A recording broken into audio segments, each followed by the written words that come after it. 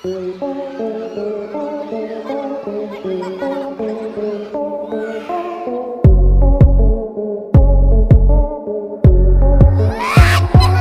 मान लगाओ इसे सगा। मैंने कल एक वीडियो बनाई थी बाबा बागेश्वर धाम के ऊपर, जिसमें मैंने कुछ बात अपनी रखी थी। तो वो छोटी वीडियो थी जिसमें वो बात क्लियर नहीं हो पाई, और कुछ लोगों ने मुझे गलत कमेंट दी और बोला कि आप कुछ नहीं जानते उनके चमत्कारों के बारे में, ऐसा मुझसे बोला। तो मैंने सोचा कि उसकी वीडियो को लेके आता हूँ और उस टॉपिक को क्लियर करता हूँ और बाबा के बारे में कुछ आपको भी थोड़ी जानकारी दे दूँ कि बाबा कितने महान हैं। खैर, कुछ शुरुआत करते हैं उनकी वीडियो से। यही बागेश्वर बालाजी के दरबार की महिमा है कि जो आप मन में अथवा घर पर कहकर आए वो यहाँ कैसे जानकारी आ गई। लगाओ अपनी बुद्धि, लगाओ अपना विवेक। जो कहते भगवान नहीं होते या दिव्य शक्तियाँ, तुम किसी एक का बता दो। अगर आप अंधभक्त हैं, आप उनके समर्थक हैं, तो वीडियो अंत तक देखना, जब ही क्लियर हो पाएगी। नहीं तो आप जा सकते हैं वीडियो को बीच में छोड़ के, क्योंकि मैं तर्क और तथ्यों के साथ बताऊंगा कि बाबा आपके साथ कितना फ्रॉड कर रहे हैं, आपको कितना पागल बना रहे हैं। देखो, मैं आपको थोड़ी जानकारी दे दूँ। जो बाबा है ये हनुमान के बहुत बड़े भक्त हैं और उन्हीं के नाम पर खा कमाते हैं। बालाजी नाम से बाबा को ज़्यादा प्रसिद्ध है बाबा। तो आपको मैं थोड़ा जानकारी दे दूं। जब राम पहली बार मिलते हैं हनुमान जी से, जब सीता की खोज में जाते हैं, तो हनुमान से पहली बार उनकी भेंट होती है, आप सभी जानते हैं। तो जब हनुमान से भेंट होती है राम की, और राम जब लक्ष्मण को बताते हैं कि हनुमान कौन है, तो किष्किंधा कांड सर्ग 3, 28, 29 और 32 श्लोक में आपको ये मिल जाएगा। हनुमान के विषय में राम क्या कहते हैं कि जो चारों वेदों का ज्ञाता ना हो, जिसने ऋग्वेद, अथर्ववेद, सामवेद को पढ़ा नहीं हो, जिसने संस्कृत को बार बार पढ़ा नहीं हो, उसका अभ्यास नहीं किया हो, वो इस तरह से नहीं बोल सकता। तो इस बात से क्या सिद्ध होता है, जो हनुमान थे वो वेदों के बहुत बड़े ज्ञाता थे। तो इससे क्या सिद्ध होता है कि सबसे ऊपर क्या है, वेद। और इस बाबा की वाणी में, इस बाबा के प्रवचनों में, इस बाबा के लेक्चर में, भाषण में एक भी वेदों की बात नहीं आती। ये सिर्फ क्या करते हैं कि लोगों को कहानी सुनाते हैं मनोरंजन की, जिससे लोग हंसते हैं, ताले बजाते हैं और खुश हो जाते हैं। ये वेदों की बात नहीं करता, क्योंकि स्वयं हनुमान ने वेदों को पढ़कर अपना ज्ञान बढ़ाया था। किष्किंधा कांड सर्ग 3, 28, 29 और 32 श्लोक में लिखा हुआ है। मैं अपनी तरफ से नहीं बोल रहा। वाल्मीकि रामायण में पढ़ लेना। हनुमान वेदों के ज्ञाता थे, तो इनका वेदों से कोई लेना देना नहीं है। पहली बात, ये यहीं पे गलत हो जाते जो वेद विरुद्ध चलता है। दूसरी बात, ये हनुमान का को इस तरह से दिखाते हैं जिस तरह से इनकी जो प्रशंसा है, लोकप्रियता है, वो बढ़ जाए। ये हनुमान को उस रूप में दिखाते हैं जिससे लोग इनकी वाह वाह करने लगे, क्योंकि लोगों को ज्ञान नहीं है। ज्ञान कहाँ से आएगा, क्योंकि जो आजकल गुरु घंटाल है वो पुराणों को पढ़ते हैं। अब पुराण कोई ईश्वर की वाणी नहीं है, परमात्मा की वाणी नहीं है। पुराण है जो 200, 300, 400 साल पहले आए थे इस दुनिया में, 300, 400 साल पहले लिखे गए थे। वही पुराणों को लेकर आज लोग उन्हें सुनते हैं और अपना ज्ञान झाड़ते हैं। सबसे पहले अगर आपको ज्ञान देना है, ज्ञान सुनना है, समझना, तो आप वेदों की तरफ जाइए। ये बाबा वेदों की कोई बात नहीं करता, वेदों की कोई तर्क नहीं रखता, तथ्य नहीं रखता, इसलिए बाबा ढोंगी है। हनुमान कोई बंदर बना देता, बंदरा कहता है, पूंछ टेढ़ी है, कभी कुछ कहता, क्योंकि लोग खुश होते हैं, मनोरंजन होता है लोगों का, लोग ताली बजाते हैं। और इसकी वीडियो में मैंने कुछ पाखंड निकाले हैं, वो आपके सामने हैं। पहले आप उनके पाखंडों को देखिए, फिर मैं अपनी बात आगे आपके सामने रखूंगा। कपड़ा नीचे लगा करके चरणामृत लिया जाता है। पूछो क्यों? एक भी बूंद हाथ से अगर भूमि पर गिर जाता है तो उस बूंद के जल को श्री हनुमान जी महाराज अपनी जिह्वा से चाटते हैं। तो ये कह रहे हैं, जो मैंने कल वीडियो बनाई थी, कि हनुमान, अगर हम ऐसे जैसे जल पान लेते हैं, प्रसाद लेते हैं, तो उसकी बूंद अगर जमीन पे गिर जाती है तो हनुमान जी उस बूंद को अपनी जीवा से चाटते हैं। मैंने ये बताया था कि मैंने कि ये बाबा गलत बोल रहा है। कल को मान लो एक समझदार आदमी ने कपड़ा लगा लिया, उसने गिरने नहीं दिया, और किसी मूर्ख व्यक्ति ने कपड़ा नहीं लगाया और उसका बूंद नीचे ज़मीन पे गिर गई, क्या हनुमान आके उस मूर्ख की गिरी हुई बूंद को उसके हाथ से क्या आके चाटेगा? और क्यों चाटेगा ये बताओ? क्योंकि ये कहानी है, मनोरंजन है, लोगों को सुनने में अच्छा लगता है। हनुमान को इतना नीचे मत गिराओ। वो वेदों के ज्ञाता थे, बहुत बड़े विद्वान थे, संस्कृत के बहुत उन्हें अभ्यास किया था, बहुत ताकतवर बलवान थे। क्योंकि लोगों को कहानियाँ मनोरंजन की अच्छी लगती है, लोगों को कल्पनाओं में जीना अच्छा लगता है। चांद तोड़ दूं मैं तेरे लिए, तारे तोड़ लाऊं तेरे लिए, मैं तुझे बंगला दिला दूं, तो लोगों को कल्पनाओं में जीना अच्छा लगता है। और जो सामान्य जीवन में वो लोगों को कहाँ पसंद है। आप किसी व्यक्ति को ज्ञान की वीडियो दिखाओ, छोटे बच्चे को ज्ञान की वीडियो दिखाओ, बच्चा रोने लगेगा। और कार्टून दिखाओ जिसमें घूसा मार दिया, कहीं कुछ कर दिया, कोई हवा में उड़ गया, तो बच्चा आराम से देगा, क्योंकि मनोरंजन है, वहाँ पे मन लगता है, इंटरेस्ट आता है और कॉमेडी होती है। तो इसलिए बाबा कॉमेडी ज़्यादा करता है। राम जी भी बड़े कौतुकी है। राम जी बोले मंथरा, हनुमान जी बोले जय हो। हनुमान जी ने कुछ नहीं बोला। हनुमान जी ने क्या किया, रात के मंथरा के पास पहुंच गए और दे पूंछ दे मुक्का मंथरा को लाल कर दिया, मार मार के खून निकाल दिया। मंथरा बोली सरकार हो क्या गया, व्हाट्स प्रॉब्लम, ऐसे कहा होगा। ऐसे नहीं कहा भाई, मैं आपको बता दूं कैसे कहा था। ये हनुमान को बता रहा है कि मंथरा से हनुमान का विवाह होने वाला था। पहले बता दूं मंथरा कौन थी। मंथरा राजा दशरथ की जो तीसरी पत्नी थी कैकेयी, उसकी दासी थी। और ये बोल रहे कि हनुमान को शादी का प्रस्ताव रखा गया था राम के द्वारा। अब आप इस बात से क्या समझते हैं? अगर ये बाबा मेरी वीडियो देख रहे हैं, आप अंधभक्त भी ये वीडियो देख रहे हैं, बाबा के समर्थक, अगर आप मुझे कोई भी कहीं से भी कोई प्रमाण दिखा दे रामायण, वाल्मीकि रामायण से, मैं हनुमान की कथा की बात नहीं कर रहा, क्योंकि ये सब बाद में बनाई गई है। हनुमान की चरित्र के बारे में सिर्फ रामायण से पता लगाया जा सकता है। और जो ये रामायण की कथा थी, जो रामायण की हनुमान की कथा थी, जो ये थी, ये सब बाद में आई हैं। तो आपको हनुमान का जीवन चरित्र जानना है तो रामायण से पता लगा सकता है। अगर आपके पास रामायण में कोई श्लोक है कैकेयी के मंथरा के साथ हनुमान का विवाह का, तो आप मेरे साथ उस प्रस्ताव को लाइए। राम जी बोले किस्मत नहीं है खराब। तो फिर बोले कौन? बोले सुनो, तुम बंदरा, तुम भी कई जगह से टेढ़े। बोले आओ। बोले तुम्हारे लाने हमने बिटिया देखी मंथरा। ये कह रहा है कि तुम भी बंदरा, कई जगह से टेढ़े हो तुम भी, और तुम्हारे लिए मैंने टेढ़ी मंथरा देखी है। अब इस बात से आप क्या समझते हो? आप तारीफ समझते हो उसे टेढ़ा बताकर। बलवान को, ताकतवर को, बुद्धिमान को, वेदों के ज्ञाता को ये टेढ़ा बताता है, उसकी पूछ लगाता है। एक बात मैं आपको बीच में क्लियर कर दूं, जो हमारे आदर्श हनुमान जी है, महापुरुष है, वो मनुष्य के रूप में, जैसे मनुष्य का वो होता है ना, जो स्ट्रक्चर होता है, जो जैसे उसका ढांचा होता है, जैसे उसकी बॉडी होती है, उसकी वो मनुष्य जैसी है। हमारे हनुमान की, आपकी भालू जैसी, बंदर जैसी और किसी जैसी होती है। हमारे महापुरुष की, जो वेदों के ज्ञाता थे हनुमान, जो बहुत बलवान थे, शक्तिमान थे, वेदों के ज्ञाता थे, अच्छी तरह बोलने में थे, हर चरित्र के बहुत अच्छे थे, वो मनुष्य के रूप में थे, ना कि बंदर के रूप में। आपके हो सकते हैं बंदर और आपके हो सकते हैं टेढ़े।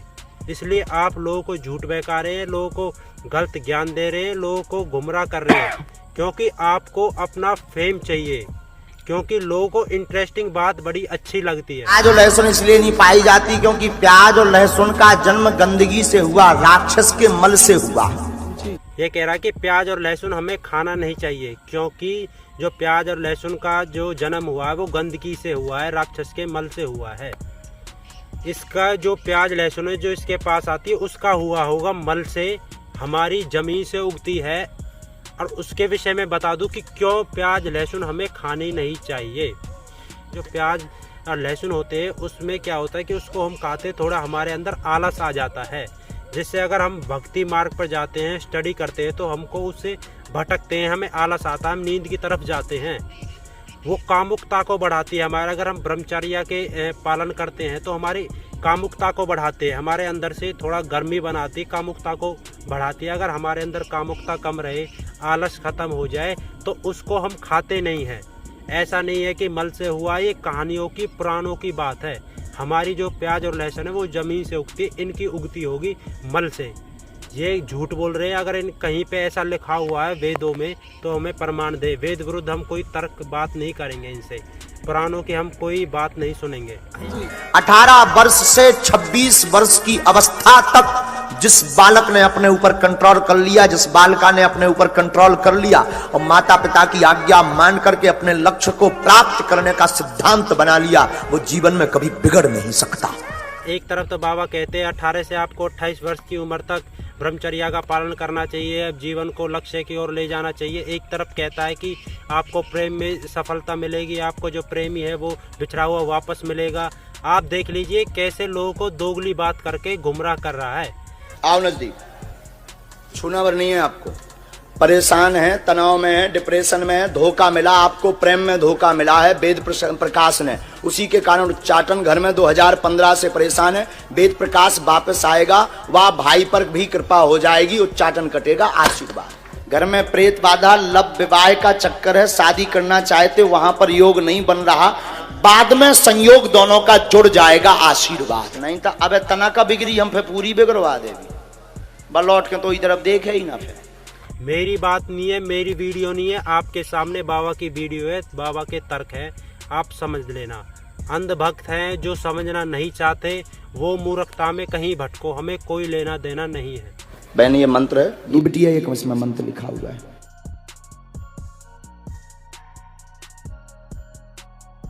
और बार बार ये मंत्र देता है कि बहन ये मंत्र है, भाई ये मंत्र, इस मंत्र को पढ़ो, इससे वो हो जाएगा, आपको विवाह में जो दिक्कत आ रही है वो दूर हो जाएगी और आपको मनचाहा प्यार मिल जाएगा। तो आप सोच सकते हैं कि ये किस लेवल की बात कर रहा है। हनुमान जी जो वेदों के ज्ञाता थे, ब्रह्मचारी थे, अखंड बलवान थे, उसको उसके नाम पर कैसा पाखंड ये फैला रहा है। क्या दिक्कत है?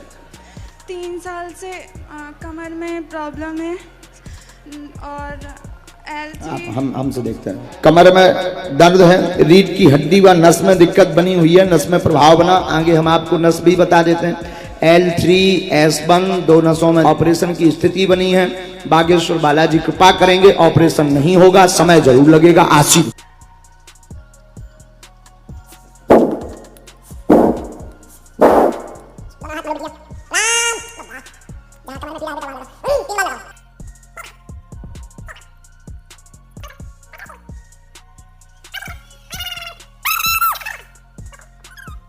झूठ तो नहीं कर रहे हैं, चुटकी चुटकी बजा दी, मगदर हरा दो, उठ बैठ के देखो, उठ बैठ के देखो। अच्छा इसकी जरूरत ही नहीं है।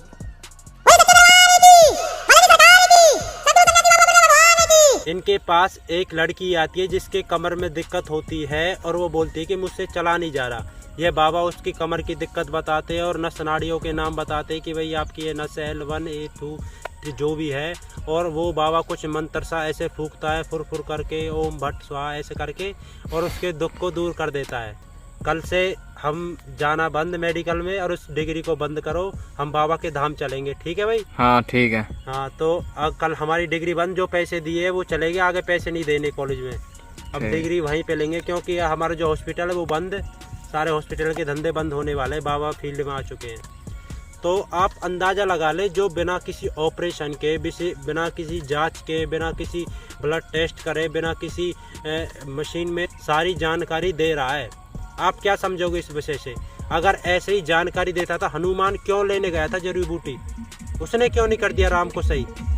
जब राम को दिक्कत हुई थी, शक्ति मारी थी उसने, रावण ने, मेघनाथ ने, तो वो भी तो मूर्छित हुए थे, क्यों गया था वो पहाड़ को लेने? भाई मुझे बताइए, ये तो भक्त है, वो तो स्वयं हनुमान थे, उन्होंने क्यों नहीं ऐसे एक साथ में उसे दंड कर दिया 2 मंत्र मार के?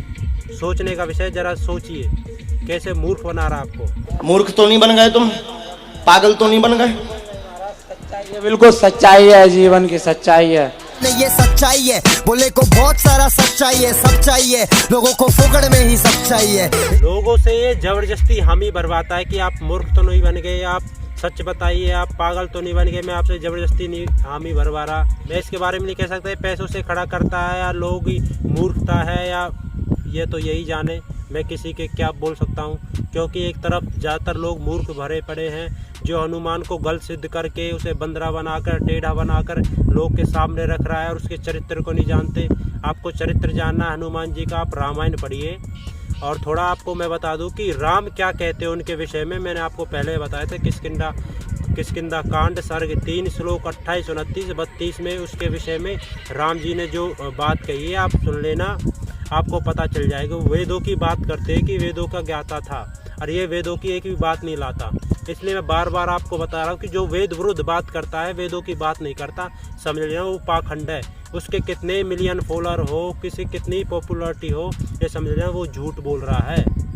क्योंकि वो क्या लाता है, वो मनोरंजन और एक एंटरटेनमेंट की कहानी लोगों के सामने बजाता है, और लोग मूर्ख है, ताली बजाते हैं, बजाएंगे, उन्हें ज्ञान ही नहीं। इस भाई को भूत आ रहे, इसे नहीं पता कि मुझे क्या करना है। बाबा इससे कहते हैं कि माइक उठा तो माइक उठा लेता है, माइक रख तो माइक रख लेता है। बाबा कहता है पीछे बैठ तो पीछे बैठ जाता है। बाबा कहता है कि कलामुंडी खा तो कलामुंडी खाता है। बाबा बोलता है ऐसा कर तो वैसा करने लगता है। आप क्या समझेंगे भूत को, प्रेत को? अगर जो दूसरे के कहना मान रहा है, कहने से एक्शन ले रहा है, क्या उसे कोई दिक्कत हो सकती है? क्या तो वो कहना नहीं मानेगा? अगर उसे भूत है, प्रेत है, तो वो किसी का कहना नहीं मानेगा, अपना करेगा, तोड़ फोड़ करेगा, बाबा का गला दबाएगा, बाबा को गाली गलौज करेगा, बाबा के ऊपर प्रहार करेगा, लड़ाई करने की कोशिश करेगा। वो बाबा का कहना मान रहा है। तो आप अंदाजा लगा सकते हैं ये झूठ है, मिलावट की गई है। पढ़ाई से मतलब आगे क्या करना चाहिए? उठाने वाले का नाम रज्जित है। आप जिन पूजा करके डॉक्टरी मार्ग आपके लिए लाभदायक है, आशीर्वाद है। और इस वीडियो में आपने देखा कि एक बच्चा अपने करियर के बारे में बाबा से पूछता है, और बाबा बताता है कि आपको मेडिकल लाइन में जाना चाहिए। बाबा आपने तो अभी एक लेडीज को ठीक किया था जो उसकी कमर में दर्द है, और आप एक करियर बता रहे हैं मेडिकल का। अब मैं क्या समझूं? क्या समझूं मैं इससे? एक तरफ तो आप ठीक कर रहे हैं झाड़ों से, फूक से, तंत्र मंत्र से, एक तरफ मेडिकल लाइन में जाते देखते उनका करियर आप खा रहे हो मेडिकल वालों का, और एक तरफ करियर बनाने के लिए कह रहे हैं बाबा। और जो अंधभक्त वीडियो बना रहे हैं, जो मेरे कमेंट में उल्टा सीधा बोल रहे हैं, कृपया इस वीडियो को ढंग से समझे, तर्क के साथ समझ के जब ही वीडियो में रिप्लाई दें। भाई मेरी कोई पर्सनल हेट नहीं है। मैं आपको बता दूं, राम जी, हनुमान जी, लक्ष्मण जी सब वेदों के ज्ञाता थे। वेदों में ही उन्होंने अपना जीवन बिताया था, मनुस्मृति वेदों के हिसाब से, उपनिषद के हिसाब से। अगर कोई भी बाबा वेद, उपनिषद, मनुस्मृति की बातें करता है तो ये समझ लेना इसे ज्ञान है। अगर नहीं करता तो ये समझ लेना वो झूठ बोल रहा है। सीधी सी बात है। मेरा एक सवाल जी। बाबा ने बताया, जैसे आपने महाभारत देखी होगी जी। बाबा सबके मन की बात बता देते हैं जी। तो जैसे महाभारत में ऋषि व्यास ने संजय को दिव्य शक्ति दी थी, दिव्य दृष्टि। तो क्या बाबा को भी ऐसी दिव्य दृष्टि मिली है कि जो सबके मन की बात बता देता है? ये दिव्य दृष्टि तो नहीं, पर प्राणों की दृष्टि है। ये जो प्राणों में कहानी है उनकी दृष्टि है। ये किसी दिव्य दृष्टि और वेदों की दृष्टि नहीं है, प्राणों की दृष्टि है ये। मेरा एक क्वेश्चन और, खाने कमाने की दृष्टि है ये। मेरा एक क्वेश्चन, बाबा वो मंत्र बताता है, उस मंत्र में अगर शक्ति है, मुझे भी वो मंत्र सीखना है। अगर बाबा को वो मंत्र में कामयाब हुआ तो मैं बाबा के चरणों में अपने आप को समर्पित कर दूंगा। मैं उड़ना चाहता हूँ अब बाबा के उस मंत्र से, क्या बाबा का वो मंत्र उड़ा सकता है मुझे? मैं आपको बात बताऊँ, अगर ऐसा किसी बात में दम होता, पहली बात जो ठीक कर रहा मरीजों को, हनुमान क्यों लेने गए थे जड़ी बूटी? विचार करना इस बात पर। हनुमान ने क्यों नहीं ठीक किया राम और लक्ष्मण को? सोचने का विषय। मैं अपनी तरफ से नहीं कह रहा, आपके सामने वीडियो है, प्रमाण है, रामायण है, देख लेना, पढ़ लेना। अगर इतने विद्वान थे तो क्यों वो जड़ी बूटी पहाड़ लेने गए थे? जैसा आप देखते हैं, उन्होंने क्यों नहीं ठीक किया? पहली बात। दूसरी बात, राम, हनुमान वेदों के ज्ञाता थे। ये वेद विरुद्ध बात करता है, सृष्टि के नियम विरुद्ध बात करता है। जहाँ एक तरफ साइंस इतनी, टेक्नोलॉजी और मेडिकल इतनी उन्नति कर रहा है, इतनी मशीनें आ रही है, इतने टेस्ट होकर लोगों की बीमारी का पता नहीं लगा पाता, ये बाबा बैठे बैठे पता लगा लेता है। जैसे करियर के बारे में नहीं पता, लोग गुमराह हो रहे, खुद ही नहीं पता हमें क्या करना है, ये बाबा उसकी बिना बात किए, उससे भी किस फील्ड में इंटरेस्ट है, कौन से सब्जेक्ट में तेरा अच्छा है, कौन सा सब्जेक्ट तुझे पसंद है, कौन सा नहीं, उसे जाने बिना उसके करियर के बारे में बता देता है। ये सोचने का विषय। मैं अपनी तरफ से कुछ नहीं कह रहा। आपके सामने वीडियो है, आपने वीडियो देखी, आपका आभार। चैनल पर और वीडियो आप वीडियो चेक कर सकते हैं। धन्यवाद।